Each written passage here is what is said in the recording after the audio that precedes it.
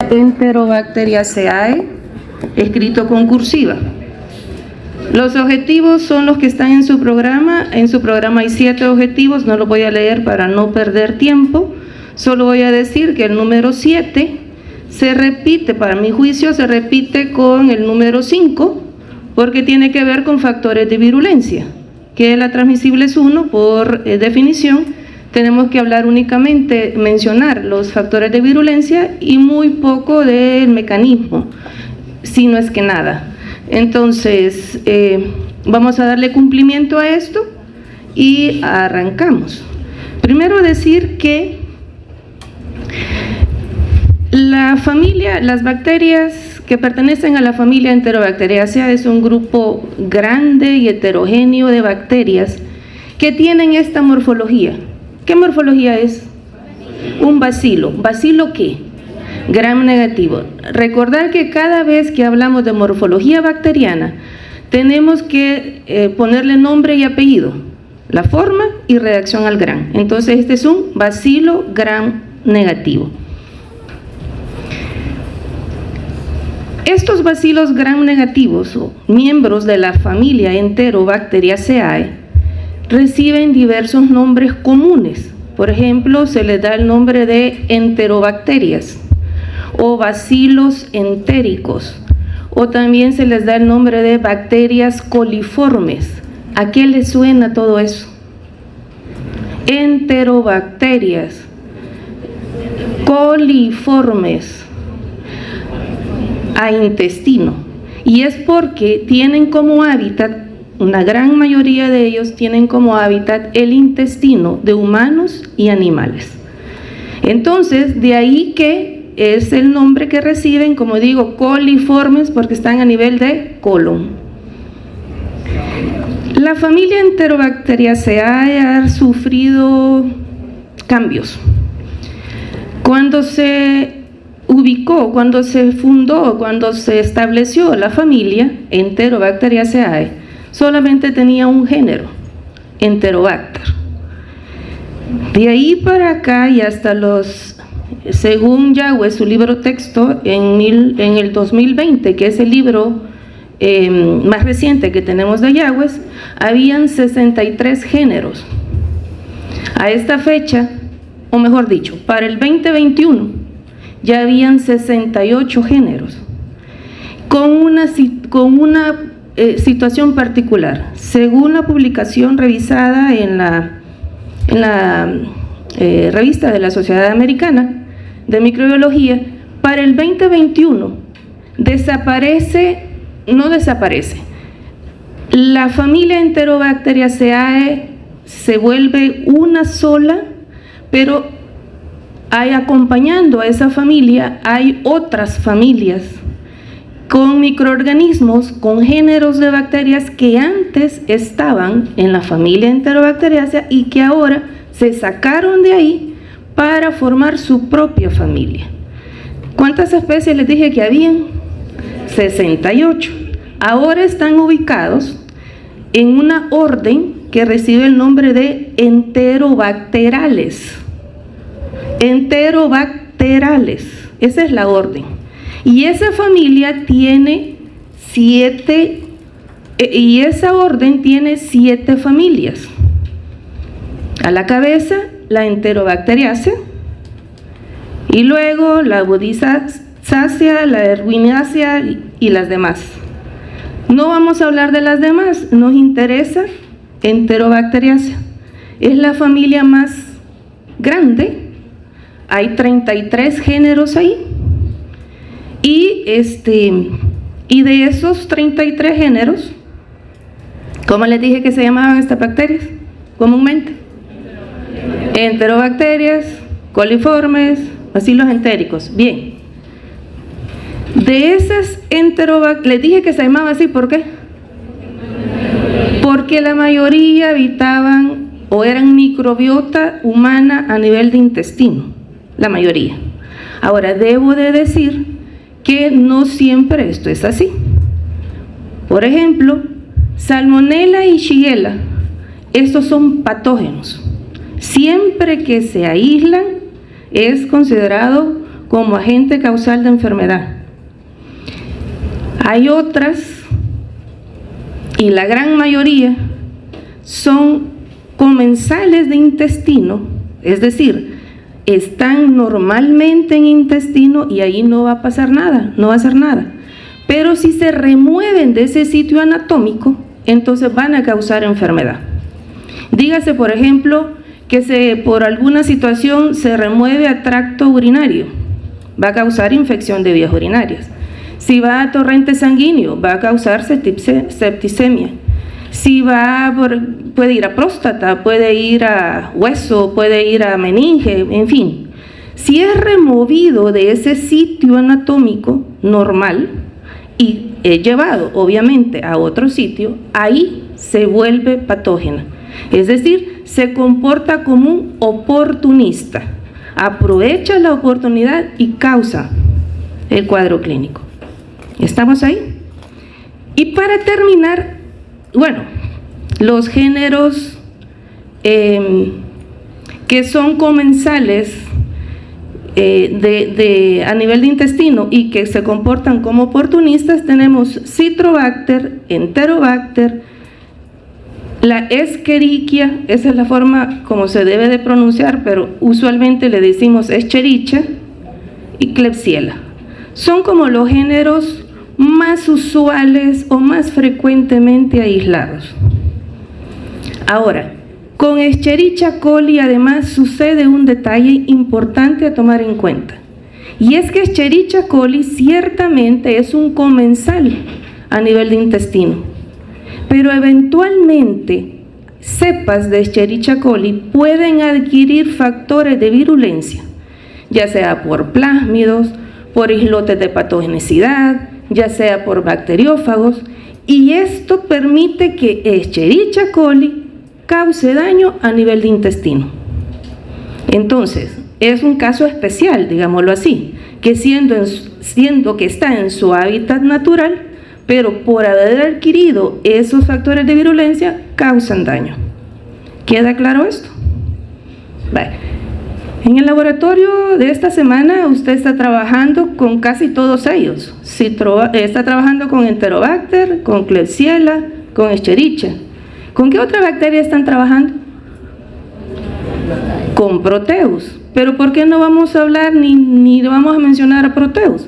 Porque Proteus ya no forma parte de la familia Enterobacteriaceae, sino que forma parte de la familia Morganelaceae. Entonces no nos interesa en este momento. ¿Estamos ahí? Vale. ¿Qué morfología les dije que tenía? Bacilos. Ahora, si hablamos de tamaño de este bacilo, puede ser tan largo como esto, medir hasta un máximo de 6 micras, tener un diámetro que va entre 0.3 a 1 micra, y el tamaño por ende va de 1 a 6 micras. ¿Qué quiero decir? No me interesa que se aprendan las medidas, sino que comprendamos la información en lo siguiente. Hay algunos bacilos que son gorditos y cortos, y hay otros que son largos, delgados, como este que estoy viendo aquí. El día de ayer lo pudieron ustedes evidenciar en los frotis. Si vieran, eran bacilos gram negativos, pero habían diferentes presentaciones, digámoslo así, diferentes detalles morfológicos. Unos, como digo, eran largos, delgados, otros eran achatados. Entonces hay autores que a esos bacilos que son cortos y anchos les da el nombre, y que parecen un coco, porque así se ve, le dan el nombre de coco bacilo. Cuando usted oiga el término coco bacilo, no es más que un bacilo achatado y enano, gordito y enano. Es para que se acuerden cuando lo estén estudiando.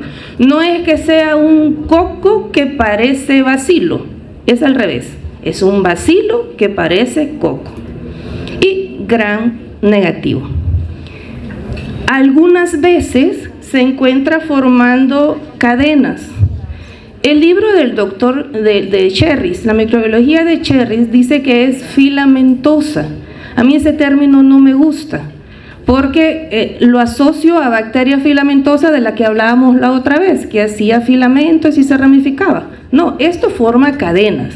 Así que esa parte, por favor, no la vayan a tomar en cuenta. Vamos a decir que son bacilos gram negativos que eventualmente pueden formar cadenas. Y esto es lo que les decía. Hay diferencia entre esto, morfológicamente, y esta otra imagen que está acá. ¿Las enterobacterias poseen esporas? La respuesta es no. No son bacterias esporuladas. Poseen fimbrias, también llamadas pili. La mayoría poseen esta estructura y es importante puesto que es la que media la adhesión de la bacteria a la célula blanco.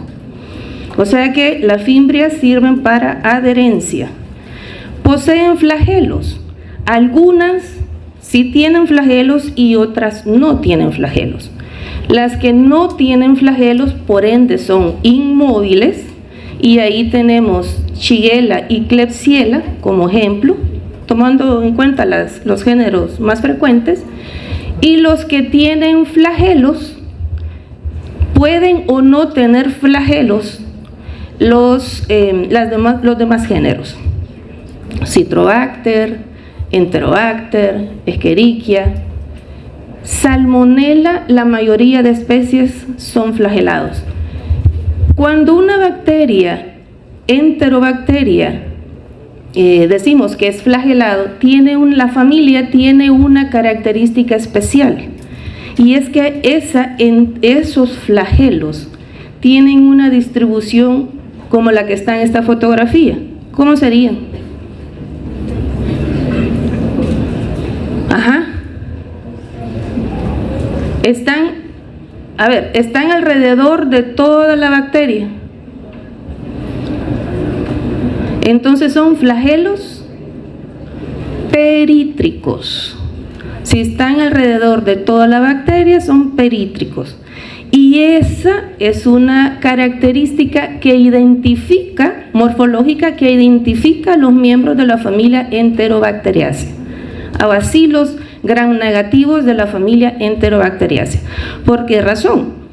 Porque si lo comparamos con otros bacilos, como por ejemplo el Vibrio y Pseudomonas, este flagelo en Pseudomonas y en Vibrio es un solo flagelo polar.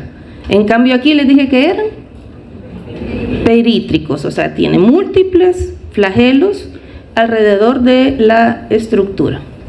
Esta es una fotografía electrónica para que vean lo mechudo que es por la presencia de esa estructura. Poseen cápsula. Algunos enterobacteriáceas sí poseen cápsula y otras no. La cápsula también es un factor de virulencia, puesto que ayuda a la bacteria a evadir la respuesta de fagocitosis y la respuesta por el complemento. Hablemos de fisiología. Las bacterias, las enterobacteriáceas, son bacterias que son capaces de crecer en aerobiosis y en anaerobiosis, es decir, en presencia de oxígeno y en ausencia de oxígeno.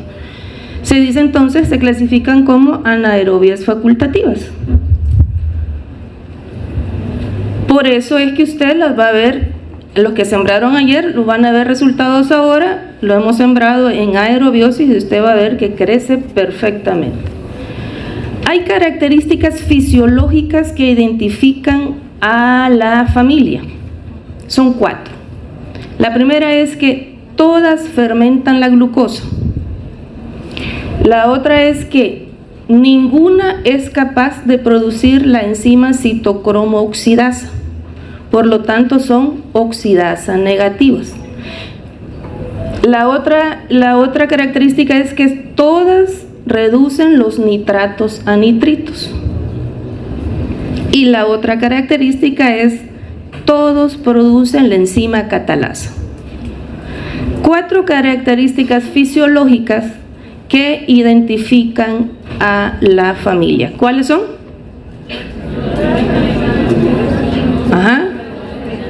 Oxidasa negativa, catalasa positiva, nitratos a nitritos. En este apartado voy a decir algo. A veces hay algunas excepciones, pero estamos hablando en general y me interesa que la generalidad a ustedes les quede claro y nos vamos a quedar con esa información. Ajá. Ahora, hay una característica importante en las enterobacteriáceas que tiene que ver con la fermentación de otro azúcar que se llama lactosa. La capacidad que tenga la bacteria de fermentar o no la lactosa es importante en tanto que nos ayuda para identificar. Entonces, esa propiedad, o medimos que si la bacteria fermenta o no la lactosa, la vemos en el laboratorio cuando la sembramos en placas de agar McConkey. Lo que hicieron ayer los del grupo A y lo que van a hacer los del grupo B el día de mañana. Van a sembrar en agar McConkey, que es un medio selectivo diferencial que solamente deja crecer bacilos gram negativos, y dentro de los bacilos gram negativos hace una clasificación en aquellas que fermentan la lactosa de las que no fermentan la lactosa. ¿Cuál es la diferencia? ¿Qué ven? El color. Las que fermentan la lactosa son colonias de color rosado y las que no fermentan la lactosa son colonias incoloras. ¿Estamos ahí? Si hablamos de detalles de crecimiento, las colonias tienen un patrón frecuente, digámoslo así. Son colonias circulares, de bordes enteros o lisos, convexas, ya sea que sean lactosa positivas o lactosa negativas. La característica morfológica la comparten la mayoría de enterobacteriáceas. Ahora, si hablamos de Klebsiella, que es la que ustedes van a ver el día de ahora, su crecimiento, Klebsiella se sale un poco de ese patrón porque da colonias grandes y con un aspecto mucoide. Y esto es porque tiene una cápsula que es bastante prominente. Entonces, el poseer cápsula prominente es la que hace verla con ese aspecto mucoide. Brillante, usted lo va a ver en el laboratorio este día. Hablemos de estructura antigénica. Las enterobacteriáceas tienen una estructura relativamente compleja, la describen, pero vamos a simplificarla. Vamos a decir que tiene 3 tipos de antígeno en su estructura.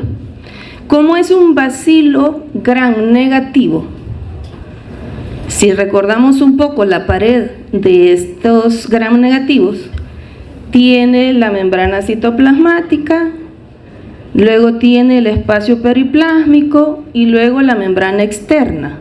¿Se acuerdan de eso? Este dibujito que está ahí les va a recordar la clase de morfología bacteriana. ¿Qué voy a rescatar de aquí? Lo siguiente. En la membrana externa hay una capa de lipopolisacárido, que es este que está con este dibujito. Lipopolisacárido. ¿Les dijeron en clase qué función tenía el lipopolisacárido en general? ¿Les dijeron que era una endotoxina? ¿Sí? Ajá. ¿Por qué razón? Porque si recuerdan la clase, el lipopolisacárido está formado por 3 partes.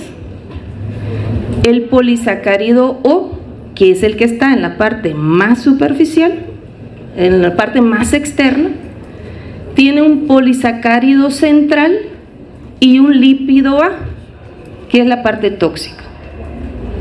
El lipopolisacárido tiene polisacárido O, polisacárido central y lípido A.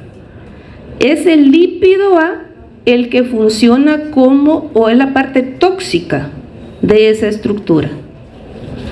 Pero en este momento no nos vamos a enfrascar en eso, sino que estamos hablando de los antígenos que tiene. Entonces, el polisacárido O, que está en la parte más externa, es se le da el nombre de antígeno O, porque como su nombre lo dice, es antigénico y por lo tanto desencadena la producción de anticuerpos. ¿Sí? Hay una diversidad y estamos hablando de cantidades exorbitantes, en algunos casos, de antígenos O diferentes. Por ejemplo, la Escherichia coli tan famosa tiene cerca de 150 antígenos O diferentes. Y eso entonces hace que una Escherichia coli puede ser Escherichia coli, pero es diferente a la otra. Como nosotros los humanos. La compañera que está adelante es mujer, yo soy mujer, pero ella es diferente a mí. En este caso, las bacterias se diferencian por esas peculiaridades que tiene el antígeno O. Que les dije que qué composición tenía. Polisacárido.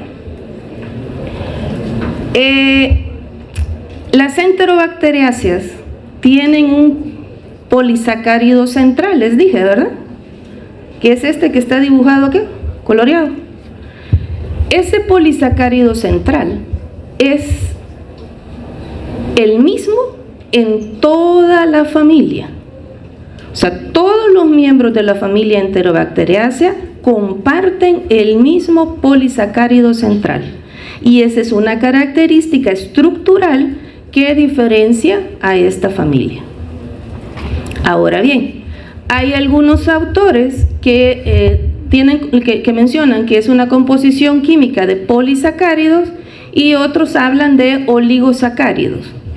Como quiera que sea, al final es un conjunto de monosacáridos, polis si son varios, oligos en una cadena corta, pero lo importante es que recuerde que polisacárido central es el que identifica y es común a todos los miembros de la familia Enterobacteriaceae. ¿Estamos ahí? Vale. Aquellas bacterias que tienen cápsula, la cápsula, aquí está la bacteria y ese espacio que usted ve es la cápsula, da origen a un antígeno que recibe el nombre antígeno K, del danés que significa del danés kapsel, que significa cápsula. Por eso se llama antígeno K. También es un antígeno que es termolábil. Algunas cápsulas son de polisacáridos y otras son de proteínas. Por ejemplo, la de Klebsiella es de polisacárido. Las bacterias que son móviles ¿por qué? ¿Qué estructura tienen? Tienen flagelos y los flagelos tienen como composición química proteínas. Y aquellas bacterias que tienen flagelos van a tener el antígeno H, el antígeno flagelar H.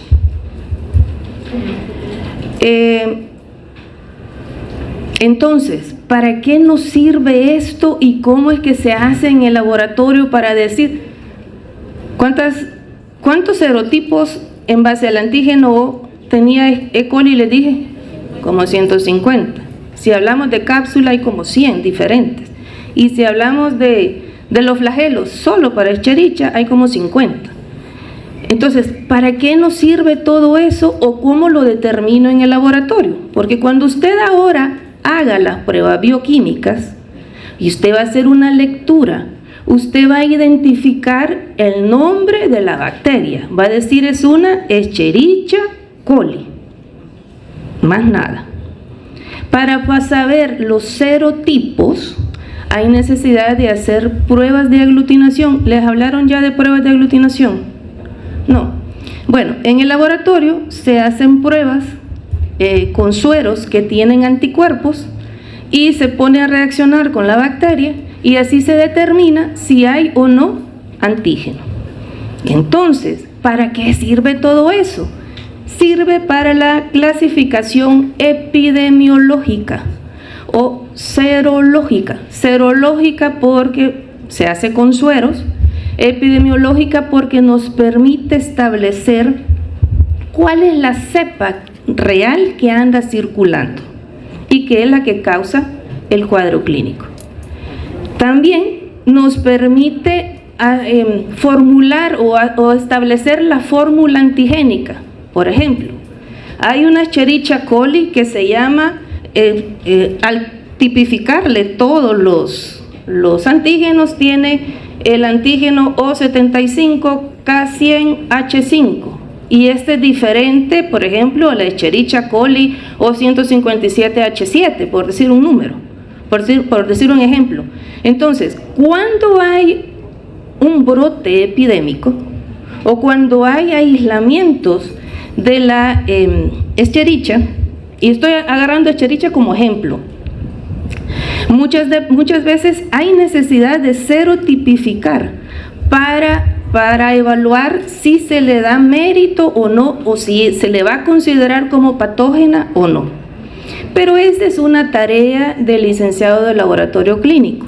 A ustedes no les compete, yo solo se los estoy contando y porque me piden que cuál es la importancia de conocer todo esto.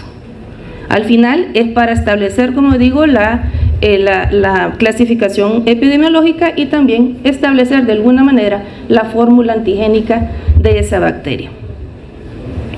Ahora con las secuencias, con los análisis moleculares, la verdad es que mucho de esto ya se está dejando en el olvido y ahora ya se está trabajando y ya se están separando las diferentes cepas en base a las secuencias de análisis que se hacen, secuencias moleculares, y ya entonces es a lo que vamos, pero como eso no tiene nada que ver con los antígenos y a mí me piden hablar de antígenos, pues se los he mencionado en este momento. Factores de virulencia. La familia Enterobacteriaceae tiene diversos factores de virulencia en general. Voy a hablar en general para después irme haciendo particularidades. Primero que hay algunos que son factores estructurales. A ver, ¿cuáles he mencionado que es un factor estructural? La cápsula. ¿Cuál otra? Ahí está el dibujito. Las fimbrias. ¿Cuál otro? Los flagelos, porque le facilita movilizarse y pasar de un sitio a otro. ¿Cuál otro? Ahí están, solo es de leer. Los lipopolisacáridos que forman parte de la pared, ¿verdad? Y además hay otros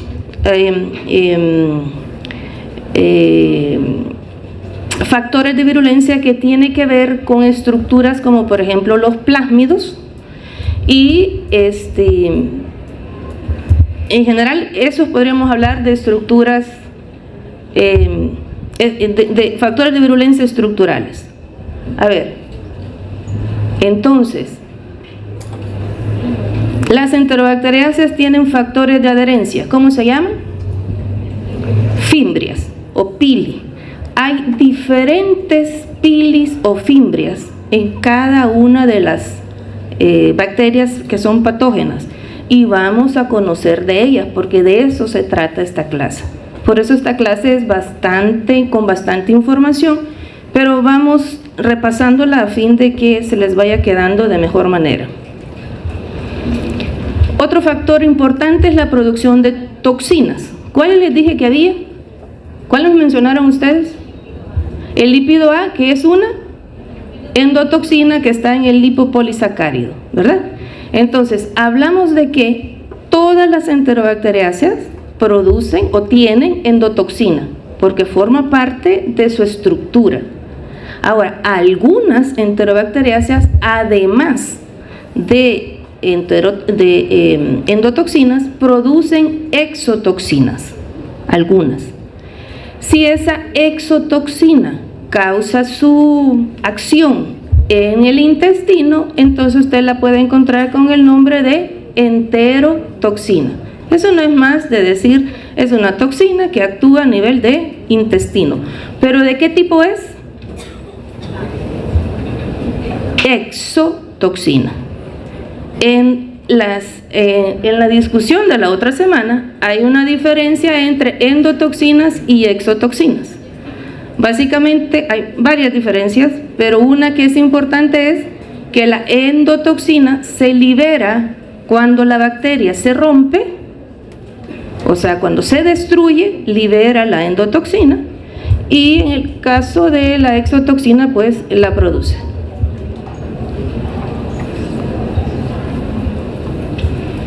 A ver, ¿quién habla? ¿Ustedes o yo?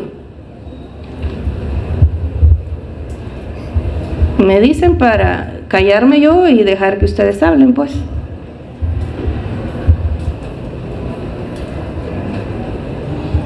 Otro factor de virulencia es el sistema de secreción tipo 3.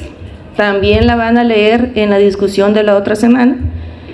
Es un conjunto de aproximadamente 20 o 30 proteínas que lo que hace o que sirve para la translocación de proteínas producidas por una bacteria hacia la célula huésped. Actúa como una jeringa en donde este conjunto de proteínas hace esa especie como de aguja y hace poro en la célula huésped, y por medio de esa especie como de aguja, entonces permite el paso de proteínas de la bacteria hacia la célula blanco. Este es un factor de virulencia, repito, lo vamos a estudiar más en detalle en la discusión del próximo miércoles.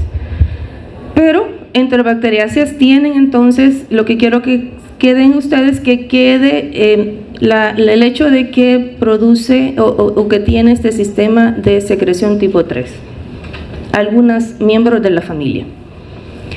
Otro factor de virulencia general es la variación de fase antigénica. ¿Qué significa esto? Se da sobre todo en los antígenos H y en los antígenos K. Sucede que la bacteria, para evadir la respuesta inmune, puede pasar de que si es flagelada deje de producir flagelo, que si es capsulada deje de producir cápsula o viceversa. Eso lo hace para hacer cambios antigénicos que le permitan evadir la respuesta inmune. La otra factor de virulencia es la cápsula, para aquellos que son capsulados, que les dije que qué función tenía. Antifagocítica y anticomplementaria, o sea, evade la respuesta de fagocitosis y de complemento. Otro factor de virulencia es la presencia de sideróforos. Los sideróforos son quelantes del hierro. Las enterobacteriáceas, para crecer en el organismo, necesitan hierro. Y ustedes saben que normalmente el hierro en nuestro cuerpo anda libre. No, ¿cómo anda? Unidos a proteínas M, como por ejemplo hemoglobina, mioglobulina, o a proteínas como la transferrina, lactoferrina, ¿verdad? No anda libre. Pero eventualmente algunas moléculas de hierro andan libres. Entonces, la bacteria tiene ese sideróforo que no es más que una molécula que capta el hierro. Y compite con lo normal, capta el hierro porque necesita eso para crecer. Ejemplos de sideróforos, la enterobactina y la aerobactina, en el caso de Escherichia coli. Ahora, también sucede que dentro de los procesos de patogenia que se da dentro del proceso, hay algunas bacterias que son hemolíticas, o sea, lisan glóbulos rojos. Y entonces, obviamente, al lisar el glóbulo rojo, se libera el hierro, y pues, con mucha más razón, viene el sideróforo y lo capta.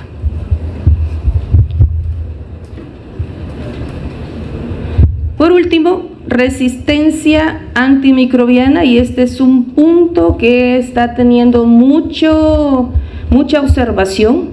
en tanto que se ha visto que los miembros de la familia Enterobacteriaceae, como otras bacterias, están adquiriendo resistencia a muchos antibióticos.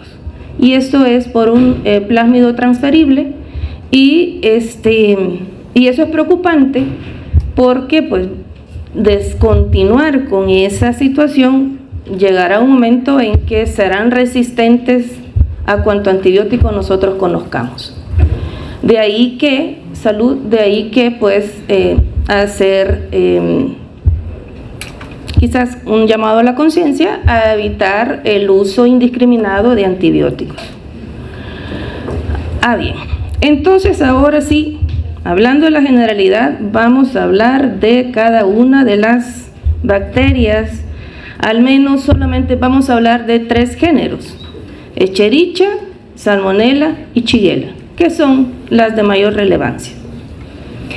El género Escherichia tiene 6 especies. De esas 6 especies, obviamente la Escherichia coli es la más conocida, la más estudiada, la más aislada. ¿Cuántas les dije que tenía? 6. Bien. ¿Son bacterias patógenas estrictas, Escherichia coli? No. ¿Qué les dije que eran?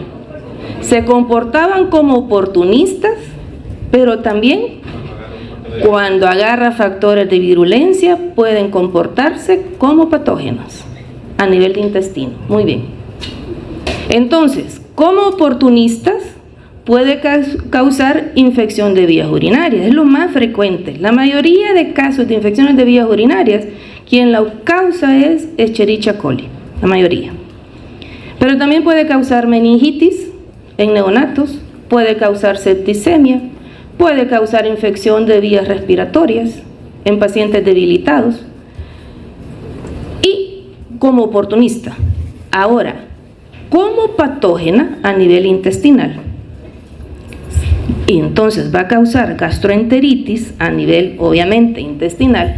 Se han clasificado en varios grupos según ciertas propiedades de virulencia, ciertas formas de causar enfermedad a nivel del intestino.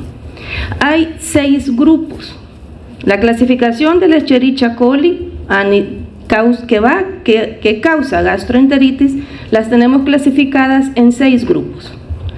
La llamada Escherichia coli enteropatógena o enteropatogénica, cualquiera de los 2 nombres.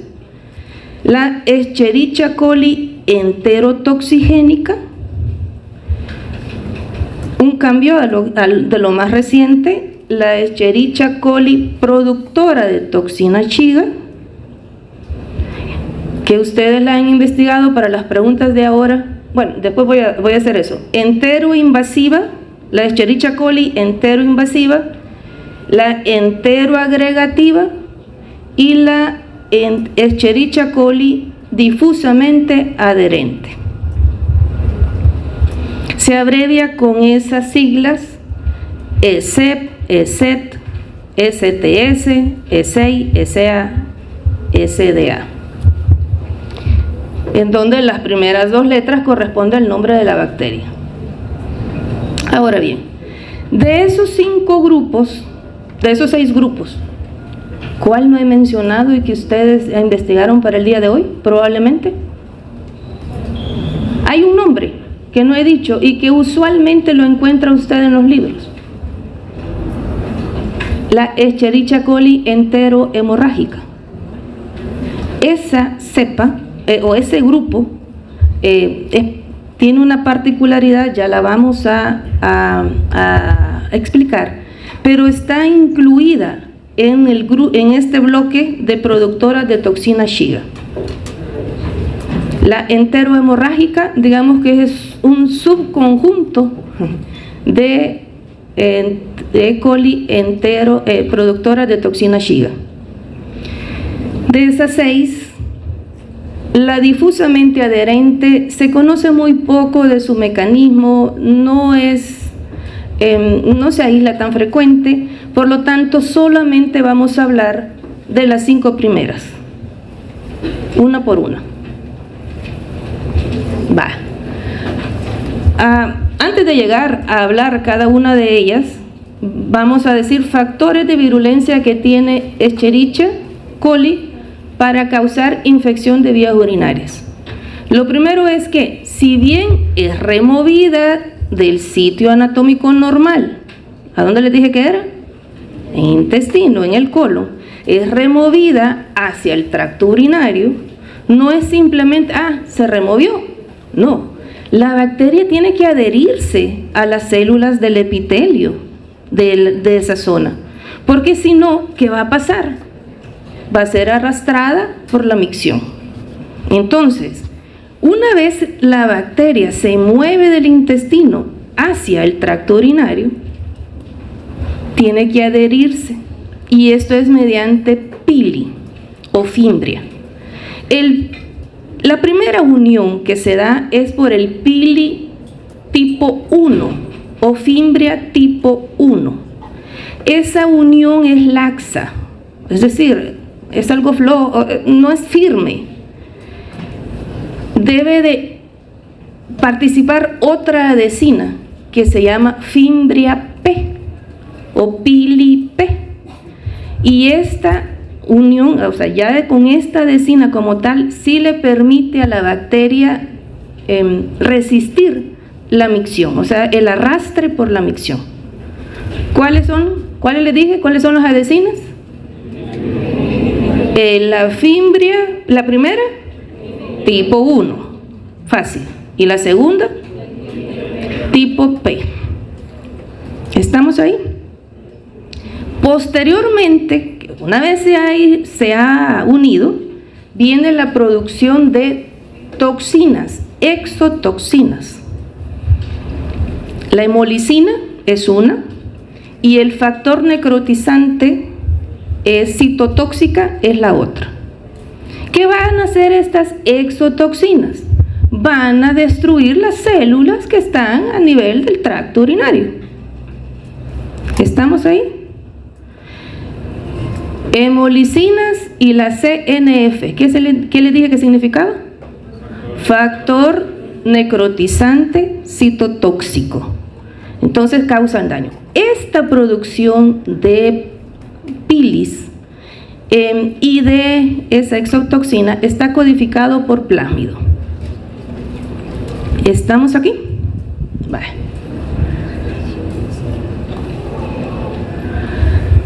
Hay un dato importante a tomar en cuenta, y es importante que ya tener conciencia de esto. Hay un clon de Escherichia coli O25B que ya está causando dolores de cabeza, en verdad, literal, dolores de cabeza, porque está siendo resistente a casi todos los antibióticos. Y entonces esa resistencia a los antibióticos, ¿cómo era que la adquieren? Les dije, por un plásmido transferible. Les dije que Escherichia coli producía infecciones vías urinarias. ¿De qué otros lugares les hablé? De septicemias, de torrentes sanguíneos, de meningitis. En el caso de meningitis, se ha visto que se observa sobre todo en niños recién nacidos, y es porque tiene un antígeno K1 que es importante en la virulencia o para causar enfermedad a nivel de meninges. Ahora vamos a hablar de las Escherichia, los serogrupos, los grupos que se tienen y que causan enfermedad a nivel de intestino, o sea, gastroenteritis en general. Como todo, lo primero que tiene que adherirse. En el caso de la E. coli enteropatógena, por medio de plásmidos, los genes de ese plásmido codifica para la producción de una fimbria que se llama piliformador de haces.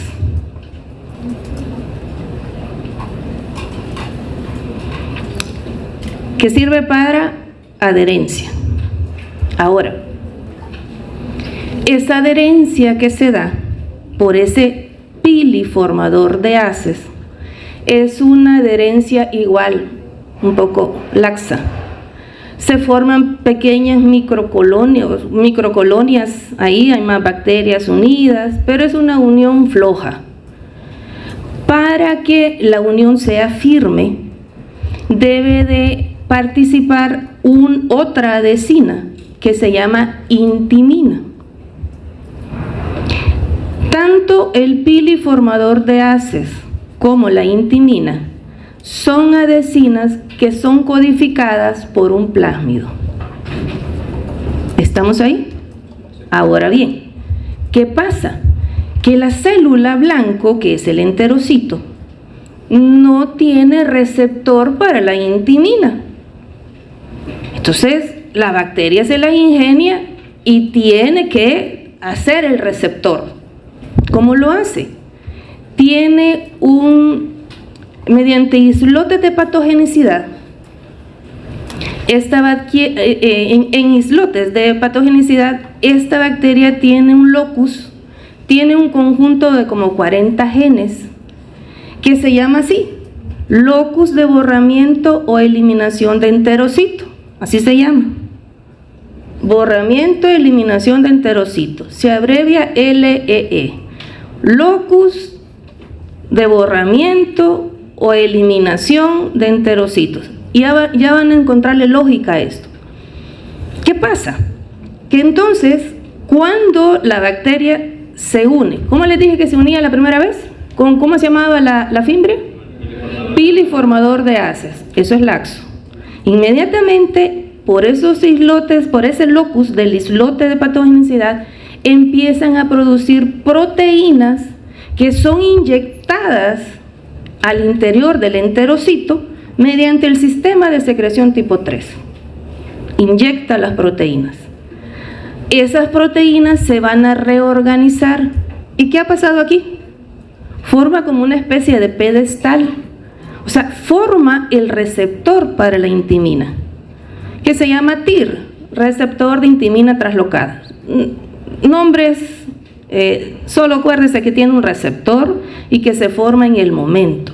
Esta figura está en la revista, en la Natural Review, pero se las puedo proporcionar también. Vale, entonces veamos el dibujito. ¿Qué vemos? La unión laxa, el sistema de secreción tipo 3, introduce las proteínas, forma el receptor para la intimina y viene la intimina y se pega. Le permite a la bacteria pegarse firmemente. ¿Por qué se llama locus de borramiento y eliminación del enterocito? Porque esa unión causa la destrucción de las microvellosidades. Y se dice que es una unión A-pleca-E del inglés, que significa unión y borrado o eliminación. O sea, la bacteria se une y producto de esa unión hay destrucción de las microvellosidades. Y ese es el daño. Eso conlleva una serie de síntomas y de eso les van a hablar transmisibles 2. ¿Hemos hablado de toxinas aquí? No. El daño se da únicamente porque la bacteria se une al enterocito y lo destruye la microvellosidad. ¿Alguna duda de esto?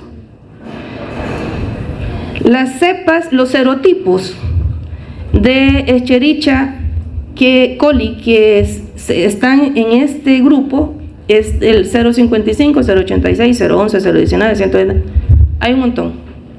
No se los aprendan, no me interesa que se los aprendan, solo quiero que sepa que no es una sola Escherichia coli, sino que en base a diferencias en el antígeno O se van clasificando los diferentes serotipos. ¿Qué causa esta enfermedad? ¿Quién es este?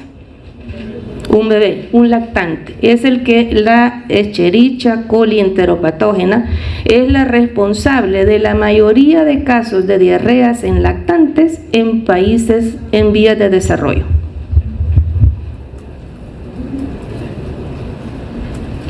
La otra Escherichia coli, que vamos a estudiar, es la Escherichia coli productora de la toxina Shiga.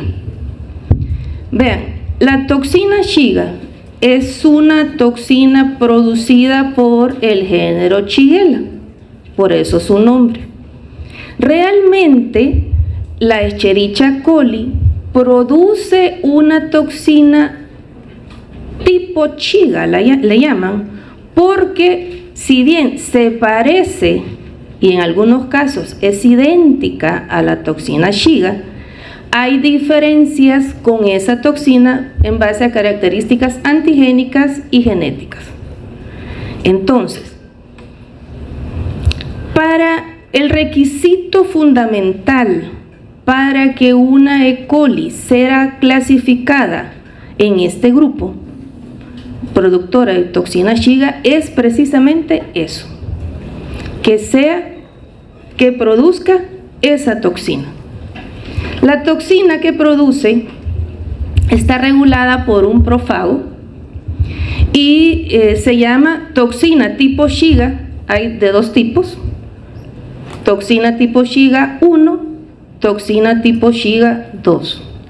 La tipo 1 es exactamente igual a la toxina Shiga producida por Shigella, pero la tipo 2 tiene un 60% de parecido.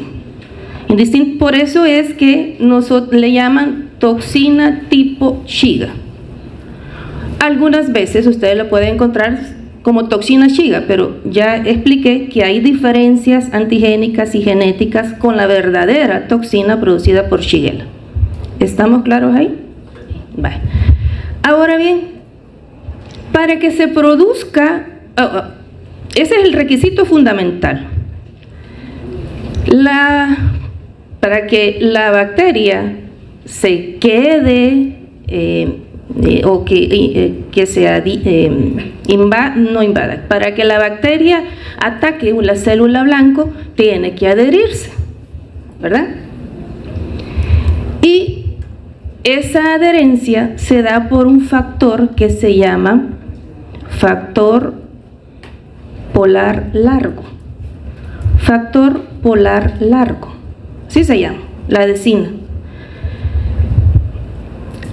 A diferencia de la E. coli enteropatógena, porque dicho sea de paso, hay algunos autores que dicen que esta E. coli productora de toxina Shiga es una modificación de la enteropatógena.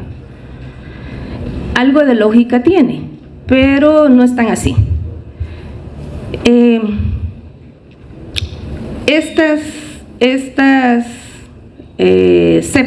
Este grupo de escherichias, como digo, se une al enterocito, pero se une al enterocito que está en el intestino grueso, y una vez unido, ¿cómo les dije que se llamaba esto?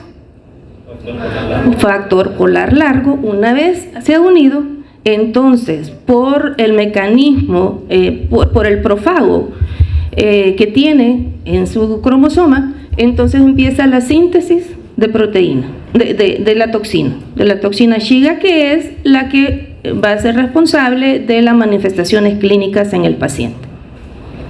Ahora bien, si se fijan, algo se parece a la enteropatógena, ¿verdad? Porque tiene el intimina y el receptor de intimina, y tiene ese como pedestal. Se sabe que aquellas bacterias de Escherichia coli que tienen ese islote de patogenicidad, donde está el locus de borramiento o eliminación del enterocito, es decir, aquellos que van a formar el receptor de la intimina, esas bacterias son las clasificadas como Escherichia coli enterohemorrágica. ¿Qué quiero decir con esto? Que Escherichia coli, productora de toxina Shiga, no solamente hablamos de enterohemorrágica, hay otras Escherichia coli dentro de este grupo, que tiene la peculiaridad o el requisito es producir la toxina. Y no tiene, como digo, esa situación de la formación del receptor. ¿Alguna duda de esto? La mayoría de casos que se ven por este grupo se encuentra en este serotipo O157H7. Ese es el prototipo de Escherichia coli enterohemorrágica. Es la que causa la mayoría de cuadros clínicos. Acuérdese, enterohemorrágica no es algo diferente a la E. coli productora de toxina Shiga. Simplemente tiene esa peculiaridad de que si tiene ese mecanismo de formación de del receptor de la intimina, entonces es como el subgrupo. Hay una cepa, la O104H4, que en su libro texto la menciona como agente causal de cuadro clínico y formando parte de este grupo. Esta fue una cepa de un brote epidémico que hubo en en Alemania en el 2011, inicialmente con un cuadro clínico muy parecido al producido por estas bacterias de este grupo, pero ahora, según estuve leyendo, ya se sacó. No es una Escherichia coli enterohemorrágica, se ubicó ya dentro del grupo de las enteroagregativas, que vamos a hablar más adelante. Así que si encuentran que Escherichia coli enterohemorrágica, el más frecuente es el serotipo O157H7 y que le sigue el O104H4, eso no es cierto.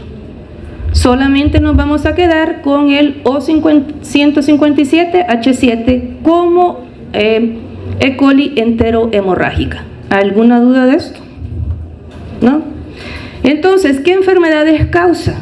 Estas bacterias de este grupo de Escherichia coli, productor de toxina Shiga, producen diarreas que pueden ser no sanguinolentas, o bien, y es lo más usual, produce cuadros que se llama colitis hemorrágica, o bien el síndrome urémico hemolítico, que es una infección aguda que da insuficiencia renal aguda y que son cuadros graves realmente.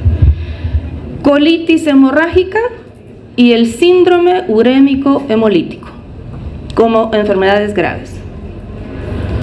Bien, la E. coli enterotoxigénica, igual. Lo primero es que tiene que adherirse. Los factores de adherencia están codificadas por un plásmido. Y entonces aquí el plásmido se llama antígeno factor de colonización.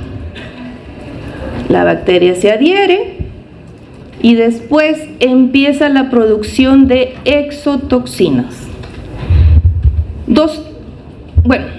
La que siempre produce es una exotoxina termolábil que es muy parecida o es similar a la toxina del Vibrio cólera, con daños similares a lo que hace el Vibrio cólera. De eso el mecanismo lo van a estudiar ustedes para la discusión de la otra semana. Yo solamente les estoy hablando de nombres.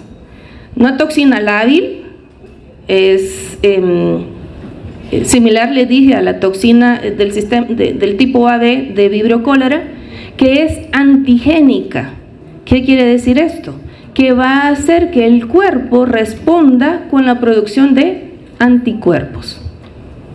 Y esos anticuerpos, obviamente, le van a proteger al individuo ante una eventual posible contacto, un nuevo contacto. Algunas cepas de Escherichia coli enterotoxigénicas además producen una toxina termoestable que se llama STA, y eso lo que conlleva es que el cuadro clínico es más grave, pero algunos la producen y otros no. Lo básico aquí, y de lo que viene el nombre, enterotoxigénica es porque se une y produce exotoxina. ¿Cuál es la más importante, les dije? Exotoxina termolábil, exactamente. Los serotipos de estas bacterias también es una cantidad grande, no es una sola bacteria. ¿Y qué es lo que produce esta bacteria? ¿Quién es este? Un mochilero. Sí, ¿por qué? Porque produce la famosa diarrea del viajero.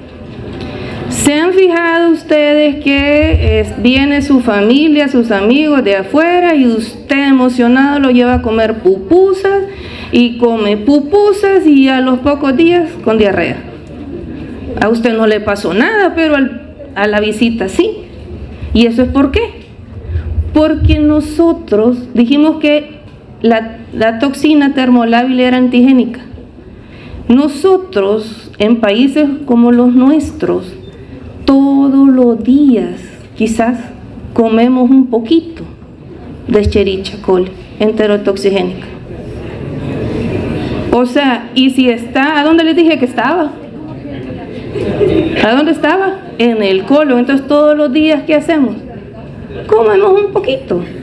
Pero eso nos beneficia porque formamos anticuerpos. Y cuando nos comemos esas pupusas con ese curtido, ¿verdad? No es tanto la pupusa porque está caliente, sino a veces son los aderezos que le ponemos, ¿verdad? Entonces, la gente se va en diarrea y todos los demás felices y contentos, ¿verdad? Pero obviamente es parte de venir a países como el nuestro. ¿Alguna duda de esto? No, vale. La otro cuadro, la otra grupo de Escherichia coli que causan daño a nivel intestinal es la enteroinvasiva. La enteroinvasiva tiene como mecanismo, por supuesto, la adherencia, la invasión, la multiplicación y la diseminación de las bacterias dentro de la célula blanco. Fíjese, en todas las demás, ¿la bacteria ha entrado a la célula blanco? No. Pero la enteroinvasiva, por eso su nombre, porque invade, penetra la célula blanco. ¿Vamos captando? Vale. Entonces, ¿eso cómo lo logra? Porque tiene plásmidos de invasión que le permiten a la bacteria adherirse, obligar que la célula blanco la endocite, o sea, la introduzca, estando adentro, se libera del fagosoma, se multiplica y empieza a invadir nuevas células. De eso van a hablar en Transmisibles 2. Yo solo quiero que recuerden el concepto. Si es enteroinvasiva, hay invasión de la célula blanco. No solamente se adhiere, sino que invade. Y adentro la bacteria se multiplica y va invadiendo nuevas células adyacentes. ¿Estamos claros ahí? Los serotipos 0,124, 0,143 y 0,164 son los que están incluidos en este grupo de enteroinvasivas. Y la enfermedad que produce es la diarrea en niños en países en vías de desarrollo como el nuestro. Por eso ve el niño ahí. La enteropatógena, ¿qué muñequito era? Un lactante, bichito con una pacha. Ajá. En la enterotoxigénica, ¿qué muñequito era? El mochilero. Y ahora es un niño en el inodoro, o sea, un niño, diarreas en niños de países en desarrollo. Vale. Por último, la Escherichia coli enteroagregativa.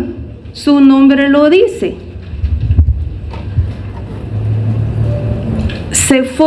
Se adhiere a la superficie de la célula blanco y eso se adhiere por fibras de adherencia agregativa, así se llama, Y eso es lo que va haciendo que más y más bacterias se vayan uniendo y forman biopelícula en la parte superior del enterocito.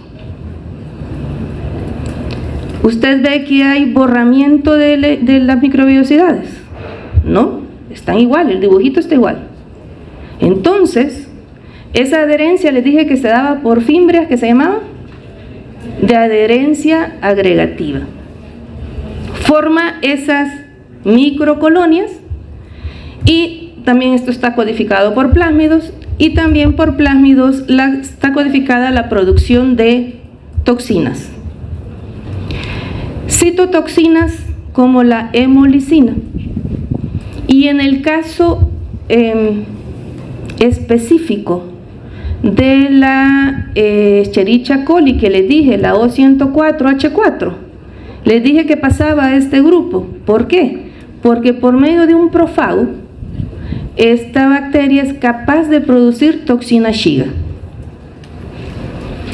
Esa cepa de entero agregativa. ¿Cuál es la diferencia con el caso de las otras que producen la toxina Shiga? Bueno, que no tiene el sistema de secreción tipo 3, es decir, que esta toxina Shiga que producen este montón de bacterias que están arriba, por esa unión muy compacta que tiene mecanismos para introducir esa toxina al interior, obviamente, de la célula blanco y producir sin necesidad del sistema de secreción tipo 3. Es un dato importante. Y además, como digo, que no tiene el locus de borramiento o de eliminación, borramiento o eliminación del enterocito, y por lo tanto las microbiosidades están intactas.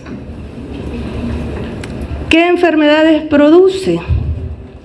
Diarreas en países en desarrollo, pero también esta es la cepa que causa problemas de diarreas por Escherichia coli en países desarrollados.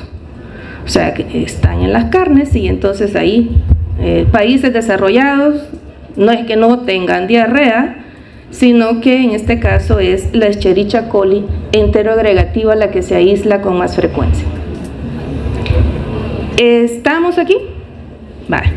Con eso hemos terminado, salvo una cosa. Hay una pregunta del manual que dice que cuál es el sitio blanco de las diferentes cepas o grupos de Escherichia coli. Ajá. Una forma fácil de aprender. Intestino grueso. Grueso con G, ¿verdad? Entonces, ¿quiénes están en el intestino grueso? Después de la G, ¿qué letra va? La H. Y después va la I. Entonces está la enterohemorrágica,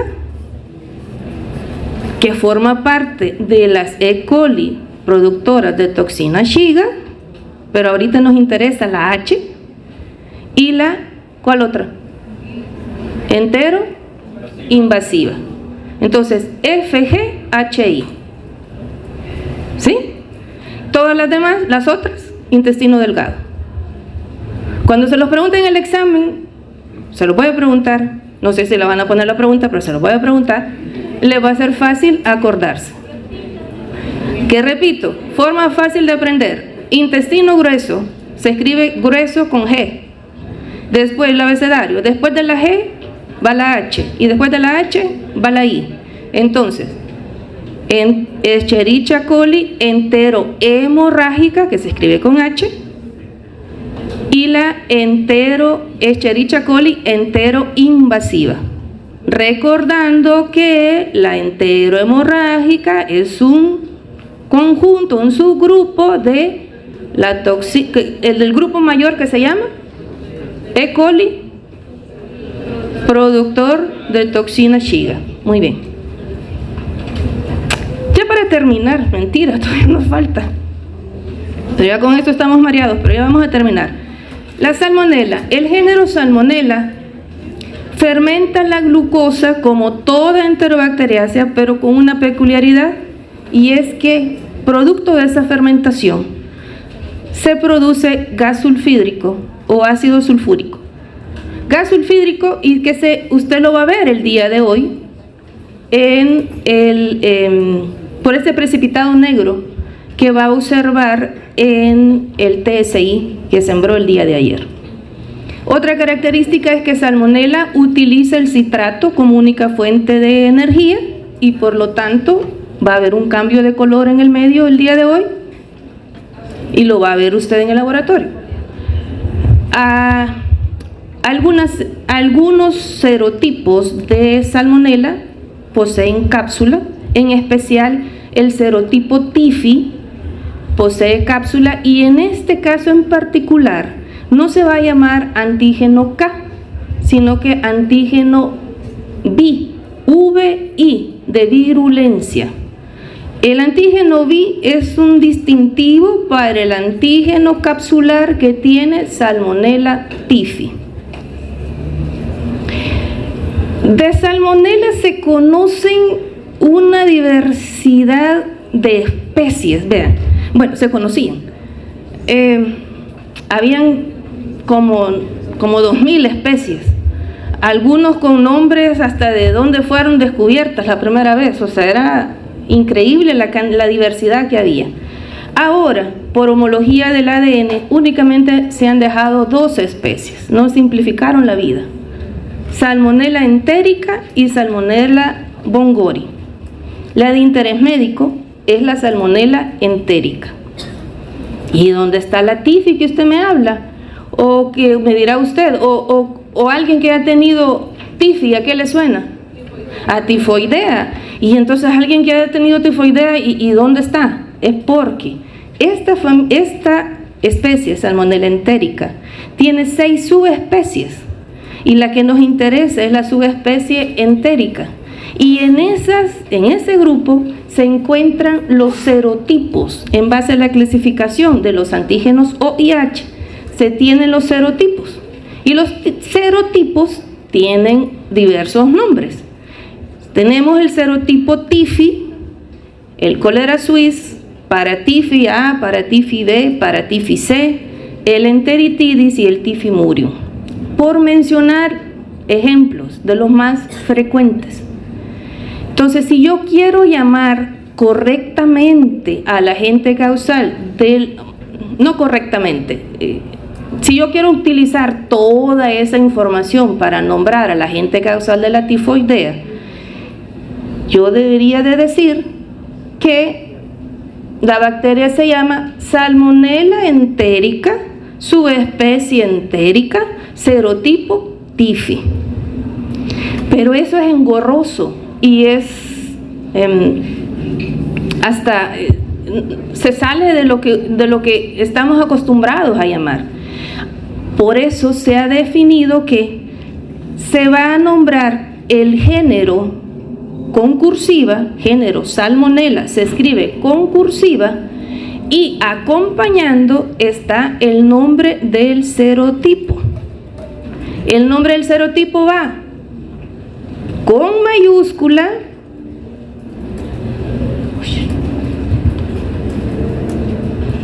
el nombre del serotipo va con mayúscula y sin cursiva, es decir, sin subrayar.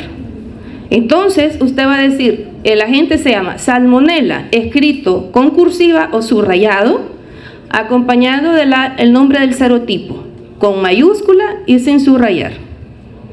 TIFI, para TIFI, cólera suis, ¿sí? Vale. En el libro texto, Yagües tiene error en escritura, por favor corrija, es tal cual está escrito aquí. TYPHI, TIFI. El hábitat de Salmonella. Si hablamos de la Salmonella TIFI o para TIFI, de esos serotipos, tienen como único lugar el intestino del humano. Quiere decir que no hay reservorios animales ni está en la naturaleza, está en el intestino.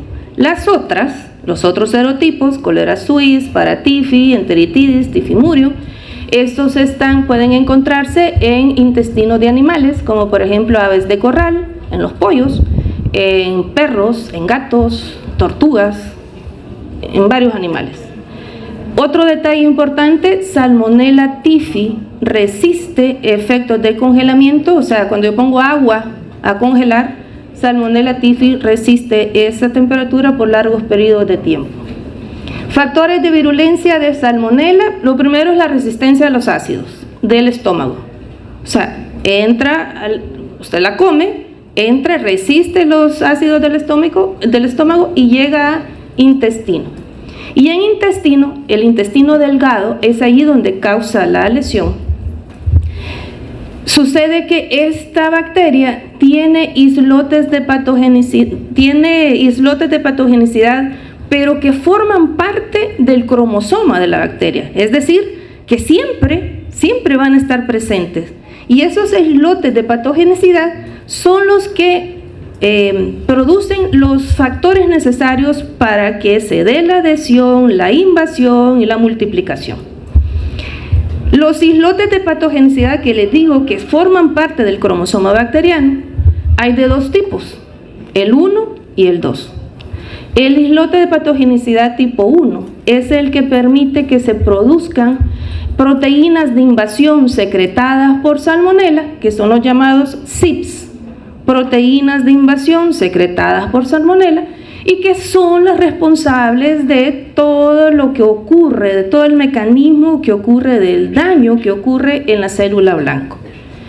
Los islas de patogenicidad tipo 2, estas codifican sustancias que le ayudan a evadir la respuesta inmune. Recuerden que para que estos islotes de patogenicidad que producen estas proteínas de invasión sean introducidas a la célula blanco, bueno, primero la adherencia y después la invasión, esto es mediado por un sistema de secreción tipo 3. Y ya para terminar, el licenciado me quitó bastante tiempo. Vamos a hablar de Shigella. La Shigella es una bacteria que igual, miren, los microbiólogos últimamente están un poco acelerados. Shigella, hay algunos autores que la consideran un biogrupo de Escherichia coli, es decir, que ya quieren emparentarla con la Escherichia, al ubicarla en el género Escherichia. Todavía no lo han hecho, gracias a Dios.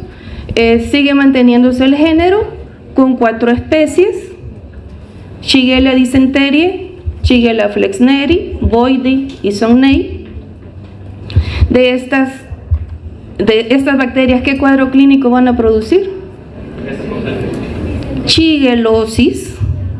Y la shigellosis grave, que es la producida, en la que hay sangre, es la que conocemos como disentería bacilar.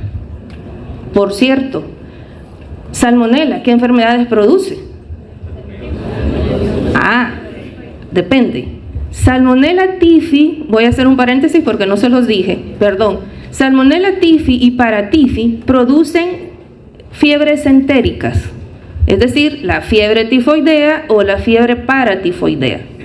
Las demás producen salmonelosis, que son cuadros clínicos a nivel intestinal. Ya, aquí les dije que se llamaba Shigellosis, pero en el caso de Shigella dysenteriae, disentería bacilar. Shigella flexneri es isla frecuente también en países en desarrollo, y la Shigella sonnei es la que más se aísla en países desarrollados. La Shigella, igual que para Salmonella, tiene genes estructurales, pero estos están en plásmidos de la bacteria, y esas codifican una serie de proteínas llamadas IPA, antígeno de plásmido de invasión, que son IPA A, B, C y D, que son las encargadas de unirse a la célula, permitir la adherencia a la célula y después la invasión y multiplicación. Ese mecanismo usted lo va a aprender en Transmisibles 2. Solamente quiero decir y recordar, en el caso de Salmonella y Shigella son patógenas estrictas, por lo tanto sus factores de virulencia siempre los va a tener, porque están formando parte, en el caso de Salmonella, en el cromosoma, y en el caso de Shigella, en un plásmido, siempre de la bacteria. También tiene un mecanismo de virulencia que se llama apoptosis. ¿Por qué? Porque esta bacteria es capaz de matar a la célula de una manera programada para después seguir invadiendo nuevas. Y la producción de enterotoxinas, en especial la toxina Shiga de la que hemos hablado. Hace más o menos esto. La Shigella es a nivel de intestino grueso, les decía. La primera célula que ataca es la célula M y después invade la célula M, se adhiere, la obliga a que la endocite, la presenta al macrófago, mata al macrófago por apoptosis, se libera la bacteria y luego va invadiendo las células aledañas. Eso, como digo, es un esquema para que se acuerden, pero me interesa que aprendan el hecho de que se producen esos factores de virulencia, y es el antígeno de... ¿Dónde estoy? Aquí. Epidemiología de la familia Enterobacteriaceae. ¿Cuál es el hábitat? Ya lo saben. La familia está en el intestino de animales y del humano como hábitat. Las Enterobacteriaceae son las bacterias gram negativas que más se aíslan en el laboratorio. Estas bacterias, junto con los estafilococos y los estreptococos, es lo que le da de comer al laboratorio. Eso es lo que más se aísla. Y es causa de una de cada 3 septicemias es causada por Enterobacteriaceae, 2 de cada 3 gastroenteritis y 3 de cada 4 infecciones de vías urinarias. Conclusión, es una de las bacterias, como digo, que más se aísla y que más está asociado a cuadro clínico. La bibliografía, su libro texto Yagües, 28 edición del año 2020, la Cherries, 8ª edición del 2022, la Murray, la 2020, y ese artículo de la Sociedad Americana que es del 2021. Si hay alguna duda, yo paso en la sección de micología, y si no, pues con gusto ahí cuando me vean. Gracias.